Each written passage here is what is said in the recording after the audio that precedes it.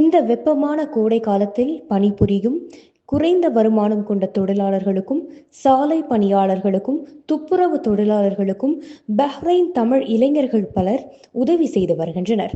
தங்கள் சொந்த வருமானத்தில் தண்ணீர் பாட்டில்களும், பழச்சாறுகளும், பழங்களும் மற்றும் பல தேவையான அத்தியாவசிய பொருட்களையும் தொழிலாளர்களுக்கு இலவசமாக வழங்கி வருகிறார்கள். இந்த முயற்சி பலராலும் வரவேற்கப்பட்டு பாராட்டப்பட்டு வருகிறது. மேலும் இவர்கள் இந்த நற்செயலை நீண்ட காலம் தொடர வேண்டும் என்றும் வாழ்த்து தெரிவிக்கப்படுகிறார்கள்.